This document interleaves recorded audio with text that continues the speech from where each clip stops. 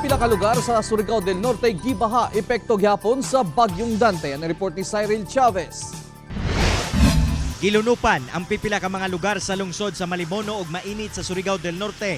Diyang mihaguros ang tubig baha gikan sa kabukiran, epekto sa walay puas nga pag-ulan tungod sa bagyong Dante. Sa Malimono, daghang balay gisulod na sa tubig baha. Nagpatuman gilayon ang MDRRMO og preemptive evacuation sa mga apektadong barangay. Sa mainit, kalit misaka ang tubig baha hinungdan gilunupan sab ang barangay Tulingon ug barangay San Francisco. Tungod sa kusog nga ulan nga may dalang kusog nga hangin, nangatumba ang pipila ka punuan sa kahoy ug mga poste sa kuryente. Hinungdan na wadan og supply sa kuryente ang lugar lakip water system na danyos usab. Paligid sila mga barangay is prone to flood and landslide, especially sa Tulingon.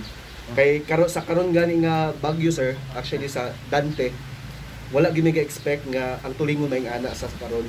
Kay tungod ang tubig ang ulan manggod, ang kusog sa ulan naggikan gid sa kuan sa bukid. Wala hinoy na samdan sa insidente, samtang nagpahigayon gilayon og clearing operation ang otoridad. Kaganihang alas 11 sa buntag, anaa sa 115 kilometers southeast sa Calapan City sa Oriental Mindoro si Tropical Storm Dante. Layo naman kini sa Mindanao apan lauman gihapon ang mga pag-ulan, labi na sa mga lugar sa Northern Mindanao ug Zamboanga Peninsula. Pipila sab sa lugar sa Mindanao makasinati gihapon og mga patak-patak nga pag-ulan resulta sa localized thunderstorms. Expected unya sa gabi alas 8 naa sa may coastal water sa Lian, Batangas. Mahimo pa gihapon siyang tropical storm category samtang ugma sa buntag sa alas 8 na mahimo na siyang tropical depression category o naa sa may gilayon nga 115 kilometros sa kasadpan naman ang kasadpang dapit sa Baguio City. Ako si Cyril Chavez para sa One Mindanao.